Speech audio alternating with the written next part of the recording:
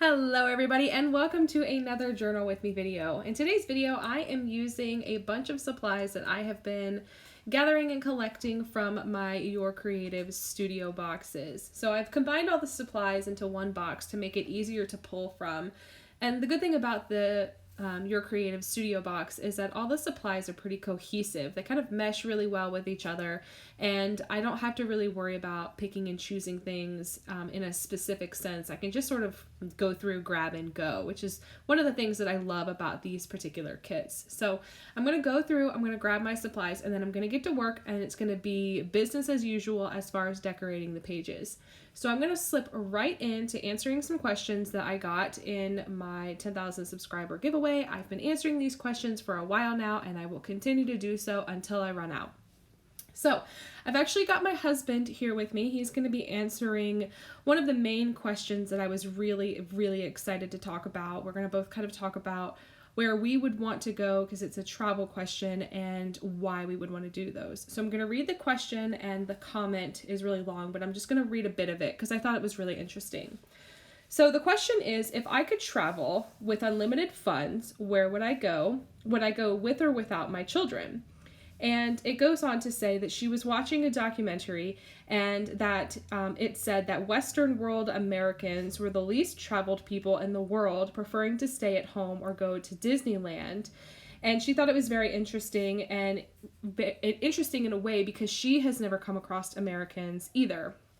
So I'm going to answer that question, but I kind of want to touch on why I think Americans, in a sense, maybe don't travel as often as maybe the Western world population. And I think that's for several different reasons, one of which is that North America, the United States in general, is pretty diverse in the sense of having a lot of things to do in a pretty big land mass. You know, you could travel 4 hours in any direction and have a completely different landscape. We've got swamplands and the bayou. We've got, the Grand Canyon and this giant hole in the ground. We have, super historical sites with really old buildings in the Northeast. And then you've got the redwood forest and just, it's just incredible how the United States is split up that way. And I think that Americans are satisfied in that way. It's got a little bit of everything. It does. It has a little bit of everything. But I think another main reason is why Europeans tend to travel a little bit more is because you can go 3 or 4 hours in any one direction and be in a different country. And I think that lends to easier traveling.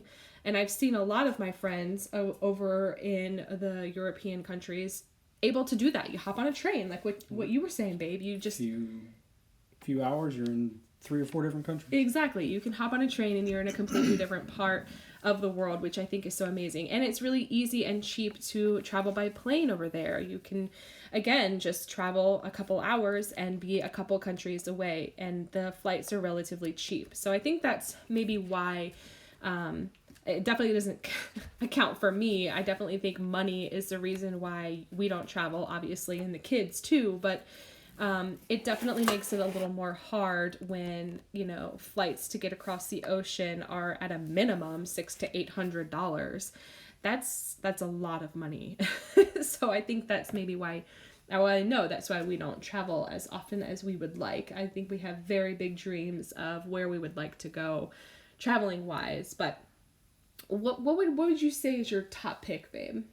Japan for sure. And is it the food scene for you? Yeah. It's the homeland of sushi. Yeah, I think that definitely counts for both of us. I'm not a super adventurous eater, but I do think that the Japanese culture is absolutely amazing. Obviously, the stationery scene there is incredible, but the old buildings I am a super big fan of. I'm a huge history buff, which is why I just love going to historical scenes when we travel.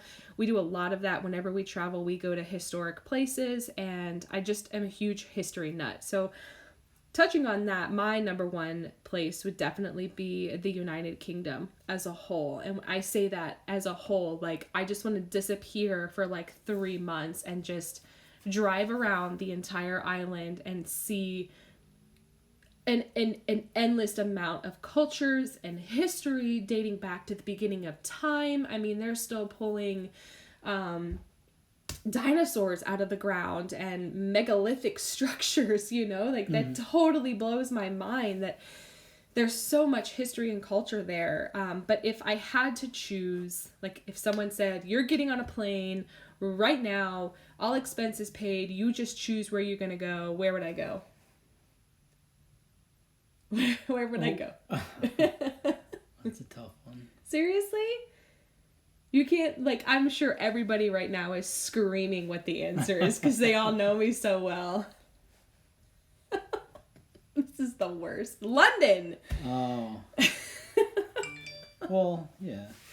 I think London is definitely my top pick. I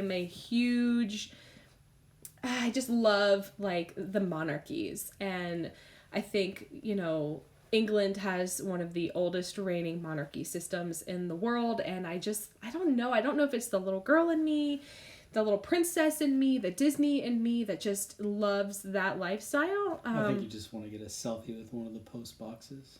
Yeah, definitely, for sure. The post box life over there is ridiculous. I think I did when we went to Epcot. I took a selfie with the mailbox there. Yeah. Yeah, their mail system is great. They have great mailboxes and their stamps are really awesome too. But yeah, definitely London for sure. The city itself is ancient and there's so much history and there's so much art and culture, and I just would die to go there. But some quick runner-ups would definitely be Spain. I think I want to go to Spain really bad because you went to Spain, and you were able to travel around a little bit when... Mostly southern Spain. Yeah, and Gibraltar. Which isn't Spain, but stop. No big deal. No, he's poking at me. You're jealous. I would love to go to Spain. Just because he's been, and I'm jealous. Yes, there it is. I would love to go to Ireland. I love the Irish culture. I just think that again is another beautiful giant island, and I would love to see more of that and just drive around the whole thing and just disappear. Amsterdam would actually be my second pick. If I really would just love to go to Amsterdam. I've heard from so many different people and so many different sources that Amsterdam is literally one of the most beautiful cities on the planet, and it's so easy to maneuver in the city. You don't need a car. It's relatively inexpensive, and I would just really love to go. I think Amsterdam would be really fun. But next would be France, Japan, Thailand, and Singapore, just because the cultures there are beautiful.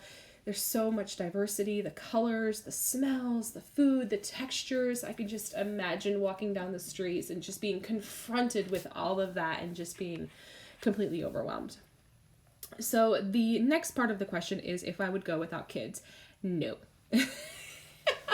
I do not think I would take the kids. Not until maybe they were a little bit older. We do plan to do like special trips when the kid, what was it, 16 that we said? No, younger than that. Was it? Yeah. What did we say? It was like their 10th birthday we would take them on a big trip? No, I said teenager, I think. So it was like 13 would be their like we'd take them to somewhere like super special. Like on their birthday, we take them. It's just that child and us, and we just take them, and it's all about them, and it's super special. I would just love to do that. I think that would be really, really, really special. But I don't know. I think definitely that would be that's an easy answer for me, just because I love history, and I know there's history all over the planet. Everywhere you go, it exists. But I feel like there are certain spots in the planet, like Japan and China and most of Europe, actually. There's just so much history there. The castles, the architecture, the food. I don't know. That would be tough for me. So anyway, that answers that question. I hope, Linda, you are happy with that answer. I had another question that I thought was really funny. It was Ty asking what my favorite movies are, because she's a Jim Carrey fan. My husband is a huge Jim Carrey fan, and he can, what's the word? Emulate? You can... what is that word? Where you can, like, mock somebody really, really well. Impression. An impression. He does an amazing Jim Carrey impression, and it cracks me up every single time he does it. What's your favorite? Ugh. You are the worst partner I know. ever. The classic, probably just Ace Ventura, Pet Detective. Which one do you think? The first one. I know, but like, what part that he does in that movie is like the funniest thing ever to you? My favorite part I think it's this. The shark scene. Yeah, That's when he probably, comes out of the bathroom. Woo, do not go in there. Great impression, babe. You really I'm terrible at impressions. knocked it out of the park there. I don't know why you said I was good at this. I think as far as favorite movies go, that's a tough one. Obviously, Hamilton is number one for me right now, and Timothy, you can attest to how obsessive I have been over Hamilton the last couple weeks. Every day. And if it's not on the TV, it's on my phone playing just the music. It's always in the background. Always in the background. And the kids love it too. It's educational. It's totally acceptable. No, there's nothing wrong with it. Uh-huh. It's on repeat. Over and over and over. And over and over. I mean, I can never learn words to songs, and I almost know every word in those songs. Well, yeah, because... That's terrible. Well, last night I was trying to get you to do it with me, and you wouldn't do it. No, because then I'd be singing it all night. And I've only actually seen it once, but I've heard it 47 times. That's so unfair to say. It's the true, though. We need to watch it again. Will you watch it again with me? Mm-hmm. There's so many things I could tell you about that would just change the game for you. You want to do it? Sure. It's only 10 o'clock at night. We got time to kill. It's only 3 hours. But we do get 59-second intermissions. That helps. That definitely helps. 59 seconds. Let's see. Another question here. What is my all-time favorite notebook? I love the Traveler's Company notebooks, but in the A5 size, Muji is definitely my favorite. I love the Muji notebooks. The paper is great. How long did I journal or pen pal for before I found my niche in vintage? Probably about 5 or 6 years. It was a while. And I think that's going to be it. Lots of Project Life. Lots of Project Life, that's right. I did lots of Project Life before, and I actually have told them about my story. Obsession. Yeah, it was a problem. You made me hunt them down and go into the store when the truck got there, and they hadn't even unloaded the truck yet, and search through boxes. That was at Hobby Lobby, to find the signed edition Project Life box. Hey, I still have that box. I think. Maybe. No, I'm not actually sure. Alright guys, that's going to be it for us today. I hope that you have enjoyed this video. If you did and you want to see or to hear more of Mr. Hand, definitely let us know down below because I thought it was fun. Alright, so that's going to be it. Thank you so much for hanging out with us, and I'll catch you later. Bye!